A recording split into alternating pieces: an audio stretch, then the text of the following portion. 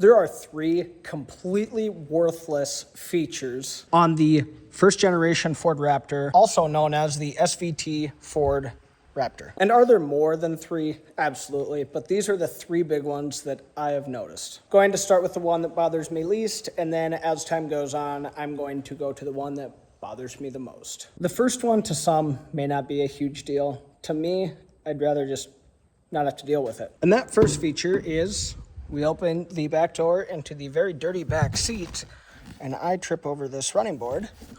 The first feature is this slide-in rear back window. And again, to most, it's probably not a big deal.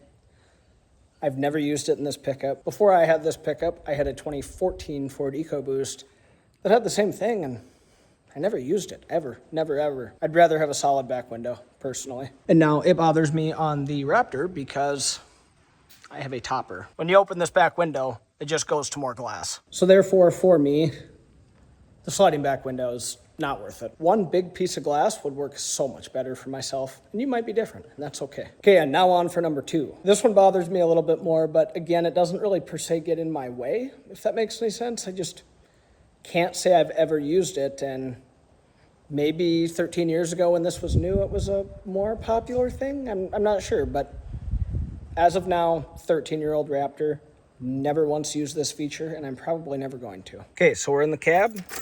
I'm gonna turn this key and wait for this to boot up. The feature that bugs me the most is this right here. Why? And that feature, I guess what I'm getting at is navigation.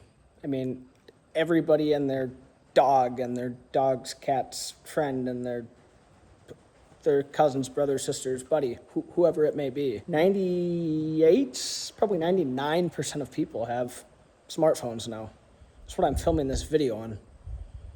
In my mind, doesn't it just make more sense to get a phone holder like this one right here, stick your phone to it, and use your phone? And actually, I better shut this off so I don't end up with a dead battery. Good thing I went to point the phone holder out, because I would have came back out here later on in life and would have had a dead battery and been very upset at myself. So if you're a Raptor owner or an owner of like an older half-ton Ford pickup with navigation, do you guys use that?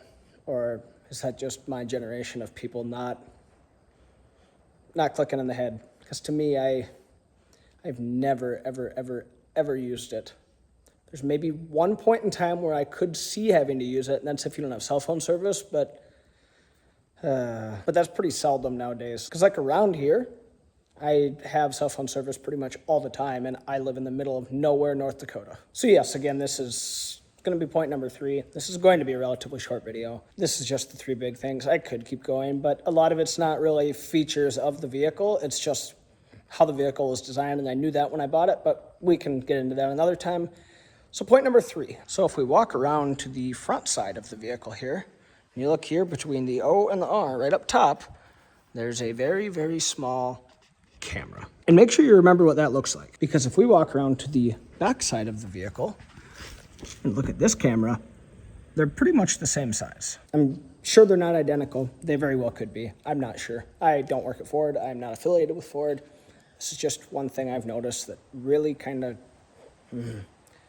it irks me, if you will. Kind of grinds my gears. So again, we're going to come back into the vehicle. And I don't know how much you know about the front-facing cameras on the Ford Raptor, because I didn't know anything about them when I bought this. However, I don't like how they designed it. I have a work pickup right there. That's a 2025 Silverado. Granted, yes, it's 12 years newer, blah, blah, blah, blah, blah. Whatever. Not what I'm getting at. But on that, when you first put it into drive, the camera shows up on the infotainment, and it stays on there until you hit, like, I don't know if it's time-based or if it's speed-based or what it is, but I'm just going to say it stays on until you hit 8 mile an hour, 10 mile an hour, whatever it may be. I like that. And 2, when it senses something else close in front of you, if you're pulling into a parking spot, you can physically see how close you are to the vehicle in front of you. So in the Raptor here, we're going to turn the key back on again. There is only 2 ways to get this front camera on. Yes, I know my door is open. Okay, so you come to truck apps. The camera's disabled. Okay, well, I want to enable it. So I push OK. If you look here, you have to be in off-road mode and have the rear diff locked. So to do that, you push the off-road mode button and pull your four-wheel drive knob out to lock your rear diff. Or, see this word here? Or be in 4 low. Well, for the sake of this video, I'm just going to go into 4 low. So I flipped her to 4 low. 4 low. Shift to neutral. Foot on brake. Neutral. Shift to park. Oh, nice. You actually have to have the vehicle on. I actually did not know that. Well, you know what that means. Fired her up, boys. Okay, I apologize if it is now louder, but we're going to pull forward. Ooh, yeah. That definitely didn't feel very good, but click OK. So I am in 4 low, and as you can see, if we look over here, my front camera, this is in front of me, my front camera is now on, and it works fine. But why couldn't simplify this, please? And maybe there's a way to tune it so you can, or put in Sync 3 or something like that. I am not sure. And then when you go back to 2-wheel drive, it automatically turns the camera off.